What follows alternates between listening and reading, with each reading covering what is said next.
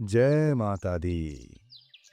माता रानी, जिनकी महिमा अपरंपार है, जिनकी कृपा से असंभव भी संभव हो जाता है।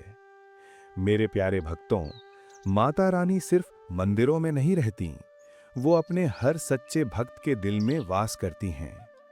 कभी वो परीक्षा लेती हैं, कभी रास्ता दिखाती हैं और कभी एक ऐसा चमत्कार कर देती हैं जिसे दुनिया समझ ही नहीं पाती। आज की कथा एक ऐसे ही भक्त की है जिसकी आस्था को परखने के लिए माता रानी ने ली एक बहुत बड़ी परीक्षा। और जब उसने उस परीक्षा को पार किया तो माता रानी ने उसकी किस्मत ही बदल दी। एक छोटे से गांव में रमेश नाम का एक गरीब व्यक्ति रहता था। रमेश के पास कुछ भी नहीं था, ना पैसा, ना कोई सहारा। लेकिन उसके पास एक चीज थी, माता रानी पर अटूट विश्वास। रमेश दिन भर मेहनत करता, मजदूरी करके अपने परिवार का पेट भरता। उसकी पत्नी और एक छोटी बेटी थी। कई बार ऐसा होता कि घर में खाना तक नहीं होता, लेकिन फिर भी रमेश ने कभी माता रानी से शिकायत नहीं की। रोज सुबह वो नंगे पांव मंदिर जाता, दीपक जलाता और हाथ जोड़कर कहता, हे माता रानी, मुझे शक्ति देना ताकि मैं हर दुख सह सकूं। गांव वाले उसका मजाक उड़ाते, भक्ति से कुछ नहीं होता, लेकिन रमेश मुस्कुरा देता। एक दिन अचानक उसकी मजदूरी भी बंद हो गई, घर में राशन खत्म हो गया और उसी समय उसकी बेटी बहुत बीमार पड़ गई। डॉक्टर ने कहा, अगर तुरंत इलाज नहीं हुआ तो बचाना मुश्किल है। उस रात रमेश मंदिर गया, आंखों में आंसू थे। माँ, आज तक मैंने कुछ नहीं मांगा, लेकिन आज मेरी बेटी को बचा लो। लेकिन इस बार कोई जवाब नहीं आया। अगले ही दिन एक अमीर आदमी उसके पास आया। उसने कहा, मैं तुम्हें बहुत सारे पैसे दूंगा। रमेश ने पूछा, क्या करना होगा?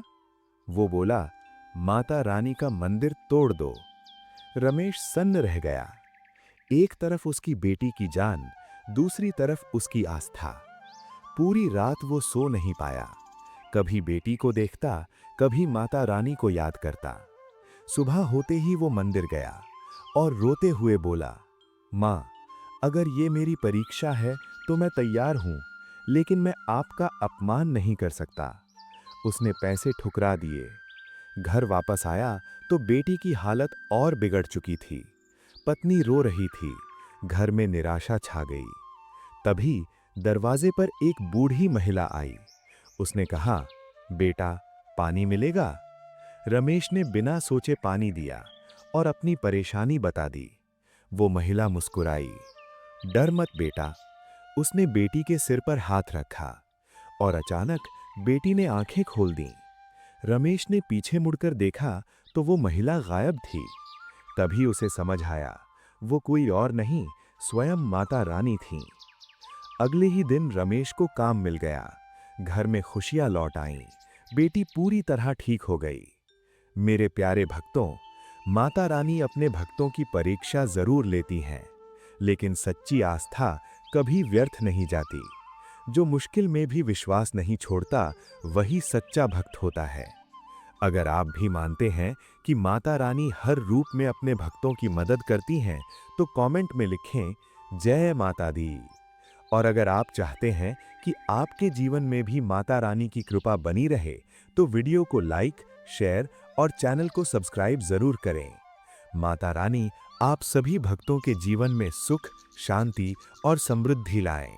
जय माता दी।